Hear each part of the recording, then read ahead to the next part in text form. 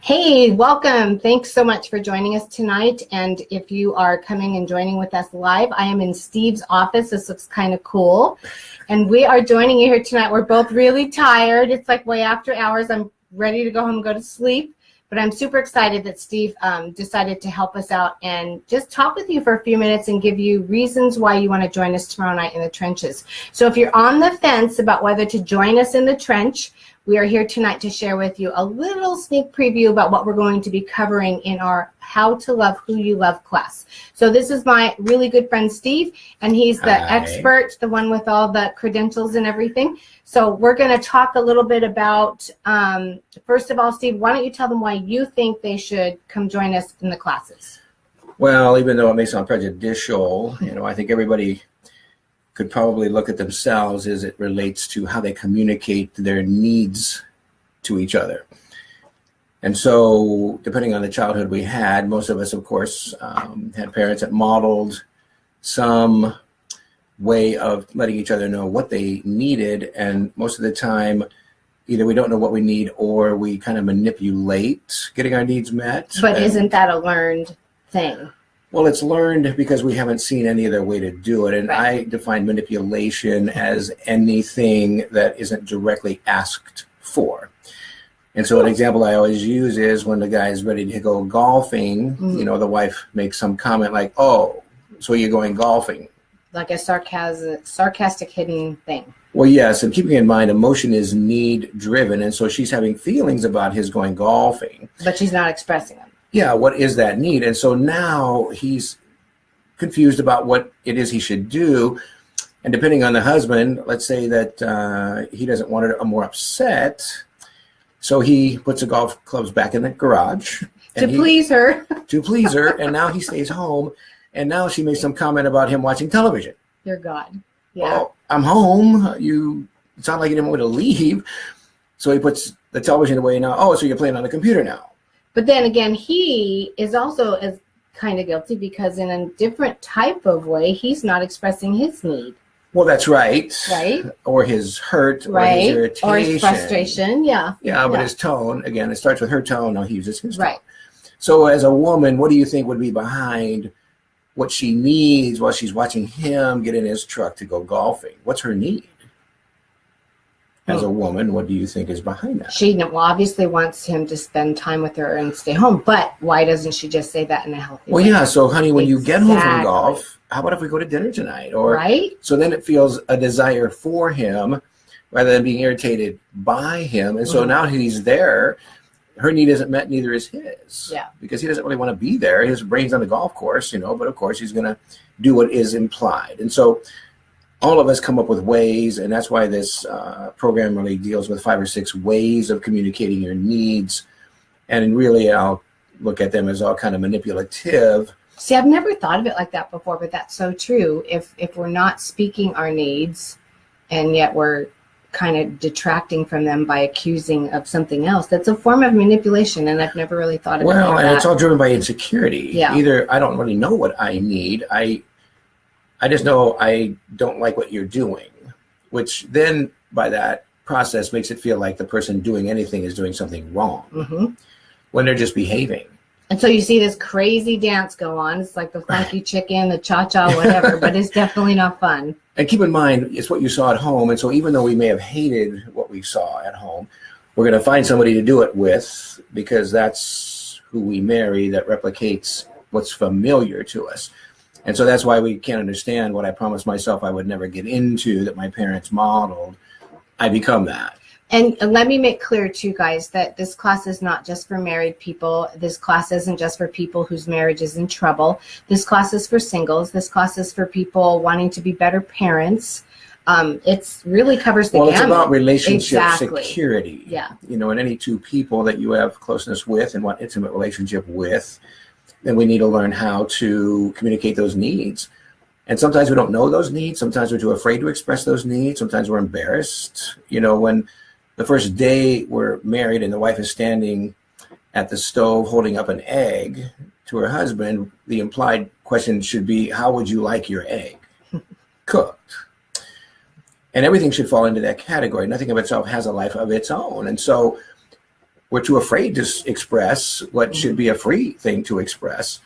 And another example, again, nothing of itself has a life of its own. And so my wife and I are going to decide what color the Kleenex boxes ought to be in the new living room we painted red. You just painted your living room red? No, but I'm just saying, this is a deep conversation. Now you're confusing me. Okay. The Kleenex box color. And so I say yellow. Oh. Now, first of all, I don't even want to answer the question. Who cares what the color of the Kleenex? But this stuff is important now. It's whether you roll or squeeze a toothpaste or, is it under or over toilet paper? I mean, this is deep stuff. Yeah. And so I say yellow, and she says, "Are you colorblind?"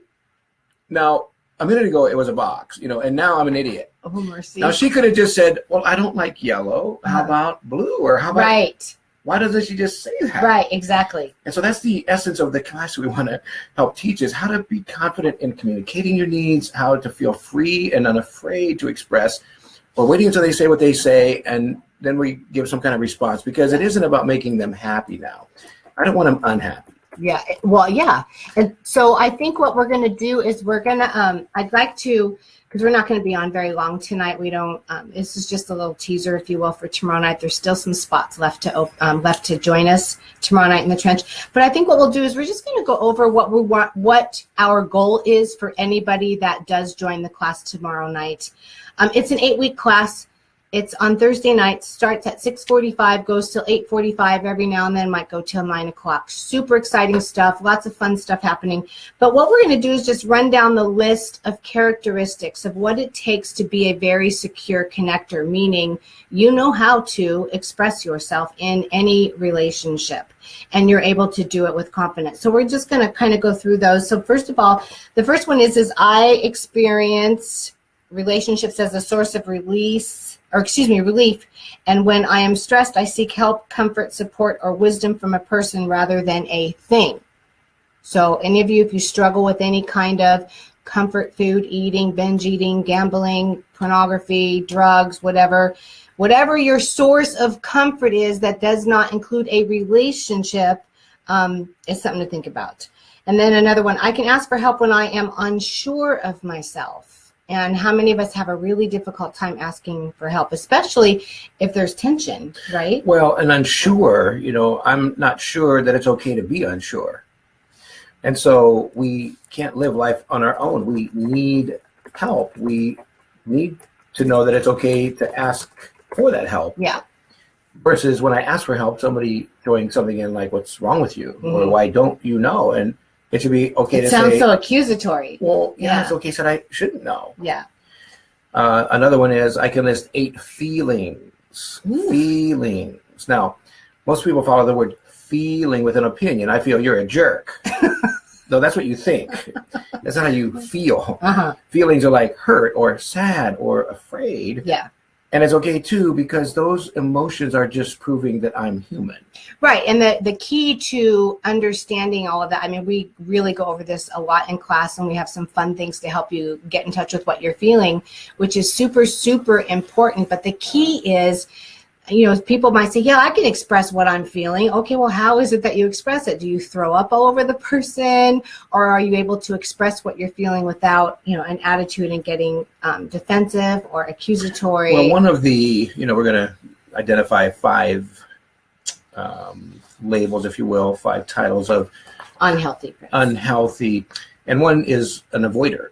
And so they don't want to deal with feelings. And they've desired not to deal with feelings so much that they wouldn't know what they felt. Yeah. They use generic words, most of us do, like uncomfortable, or I don't like it, or I don't want to talk about that.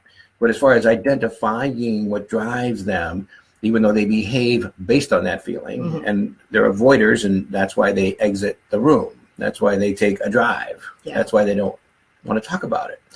They can't stand emotion. So there's nothing wrong. Yeah. You see, each of these is a way that they have learned to manage. They've learned to survive. Again, you relate or survive. And you've learned to survive all the intensity of who knows where your history came from, what your parents did. Maybe they fought a lot. Maybe your dad was a drunk. Maybe he beat your mom. And so you can't handle those feelings. Because if I have any feelings, I'd have to get in touch with those feelings. And so that's critical, listing 8 feelings. Most people didn't even know there were 8 feelings. And that really is a very powerful exercise to be able to do that. And I'm excited to share we have a little surprise for people to help them with that, actually, that they're going to be able to take with them and use. Okay, so. Well, and the secure feeler goes along with the next one. It says, I can identify and articulate. I know what it is, and I can talk about it. Identify and articulate. And what's the key word? With my spouse, my kids. Yeah. If you're afraid as an adult, can you tell your children you're afraid? So I have a question about this one, because the way this is portrayed in here is not the same way that's actually in the test that we're going to be giving or the assessment. But because this can kind of be confusing. I use my feelings to identify my needs and am able to communicate my needs and ask directly for what I need rather than hoping someone will guess. So basically, you know what, we have to make sure that feelings are not right or wrong. They just are. We want to make sure they don't drive your car. So feelings, they're not, we shouldn't allow them to dictate how we live. So that's why that first part's a little confusing. Well, listen, the part is, I use my feelings to identify my needs. Keep in mind, emotion is need. So feelings are need driven. Emotion. What's the difference between feeling and emotion? Well, the same thing. It's how I feel. So again, if you step on my foot, I need you to get off my foot. Yes. When you step on my emotional foot, I need to be able to say to you, which you cannot see, what you just did stepped on my foot, which isn't about the stepper. I'm not trying to blame you. I'm not trying to push you away. I'm just trying to say, hey, when you do that, it bothers me. Yeah. And that's my need. I need you not to do that, which isn't about you. That's how you know me. Understanding that emotion, understand where the boundary, you might have heard about the book Boundary Book by Dr. Townsend and Dr. Cloud. Boundaries articulate where we begin and end. So a boundary is a fence. The fence tells you cannot cross over that line because that's where I begin. And so feelings are identifying for the person who didn't realize they crossed that boundary. Mm-hmm. And hopefully if they know, you're secure enough to tell them and they respect you enough to say, wow, I'm sorry, I didn't know it bothered you when. It's like knocking on a door, simple as when you come into my room, can you knock on the door? It bothers me when you walk in there, and who knows my history where my dad might have come in uninvited. Yeah. Or, someone was disrespectful of your space. And so no one can know that unless you can identify the feeling and articulate that. So the power of this class is that we are going to teach you how to look at some history, because some history isn't worth repeating, but you're going to be able to get answers for certain behaviors that you have and ways that you communicate. So what we're going through right now is just some things that what is called secure connecting, ways to connect securely and confidently. So these are some of the things that we're going to be teaching you in the 8 weeks to come. So the next one is I know my childhood history. So I am aware when the past is influencing my present feelings and causing me to overreact. I will tell you that most people are not in touch with their past history because we are taught socially and actually in the church to not. But somehow, isn't it interesting? What does it mean you say you're just like my mother? Right. Now, your mate has no idea what that even means. Yeah. And the question is, do you know what that even means? But it feels like something feeling like your mother, your spouse is reacting to.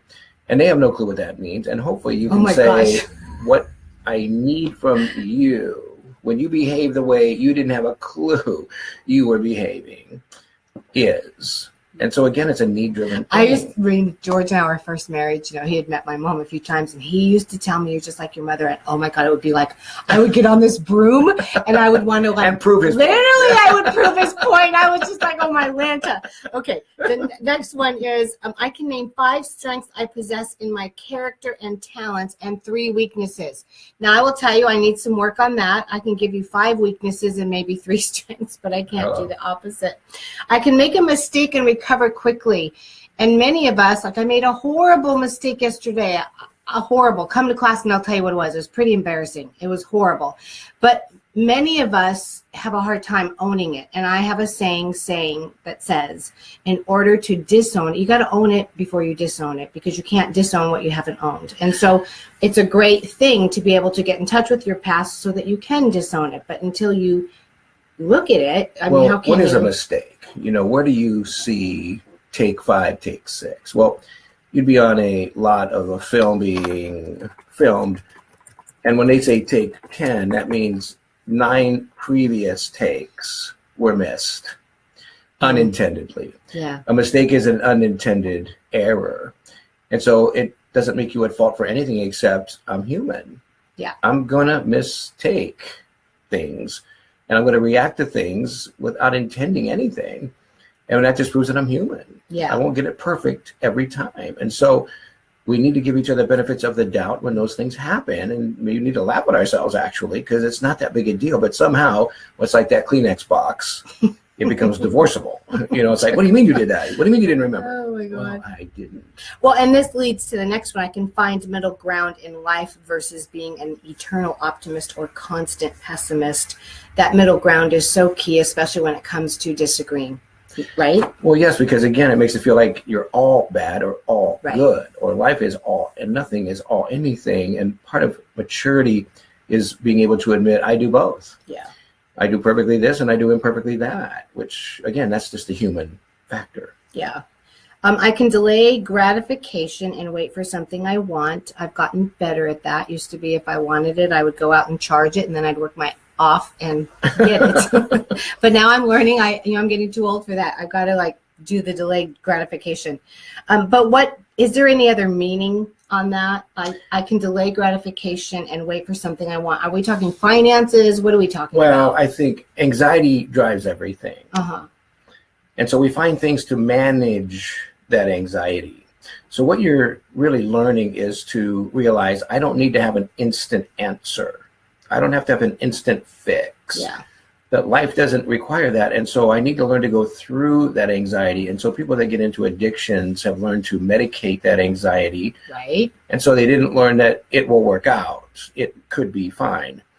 And so that's why many times, if you heard, when you've started drinking or having an addiction when you were 15 and you get sober at 40, you show up feeling 15. Yep. Because you've never learned. It's like the dog the parent buys the next day when the dog died the day before, not to have their kids feel the anxiety, realizing, okay, death is a part of life.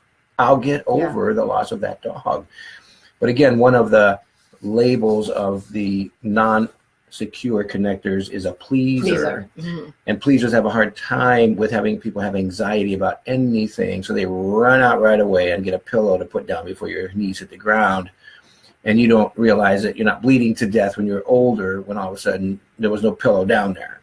So, and each one of these, you guys, we're going to go into great detail and in depth and whatnot. We're just trying to give you a little taste of what we're going to be able to equip you with, how you're going to be able to actually dance in a relationship in a very fun way, confident way. Let's go over a couple more, and then we will go ahead and sign off. I'm aware of my mate's behavior when they're stressed, and I can take measures to bring them relief. And I want to just really acknowledge my husband because he's really been doing a great job with that lately over the last week or so. It's been really exciting to watch that growth in him. But I think if we could really be in tune with them instead of making it all about us and really understand that's, we're on the same team. You know what I mean? We're on the same team. Well, when you're aware of your base behavior, a lot of times that is automatically triggering, I think I want to exit here. Mm-hmm. And just like that previous comment we were making about your anxiety, stepping into your anxiety, that your mate needs you to help them soothe their pain or their anxiety. But if yours is stimulated, you back away, and then they don't feel cared for. Yep. Because you can't handle anybody's anxiety. And the key thing is, we were all created to love and be loved. Those are God-given needs. And what is crazy is we will do anything to get those needs met. Hence, we have 5 unhealthy, what they call imprints, ways of attaching, ways of connecting, ways of dancing in a relationship. And so we're going to be going through those very much in depth. And again, there is still room for you to join us in the class. There's many more great characteristics that we're going to be equipping you with and teaching you how to put in your toolbox for your relationships. It all begins tomorrow night at 6:45. If you have not already registered, you definitely want to be there by 6:30. Doors do open at 6:30, and you can join us tomorrow night without having signed up. And hey, great to see you guys. Margarita, it's great to see you. Anyway, so I'm going to put the link on here real quick. Steve, if you can hold that for me. I'm going to put the link if you were to go to www.trenchclassesunited. And then just go to the classes tab and you can register there, or again, you can maybe give us a call, contact us, and we'll make sure that we are ready to serve you. We will definitely be looking for you. I guarantee you, you guys, I guarantee you, this is a life-changing process, an 8-week process that will go on for the rest of your life and change your life, change every single relationship that means anything to you. And we are really super excited to be able to extend this class to you. Steve will be joining us tomorrow night, and he will be there also the final night, which is the most powerful thing. I can't even begin to describe it. So lots of surprises in the 8 weeks to come. Please share this video tonight. If you are still on the fence about joining us in the trench, I hope that your opinion is changing after watching this tonight. Thanks for joining us. God bless you. Make it a great night. Get some good rest, and hopefully we will see you tomorrow night. Good night.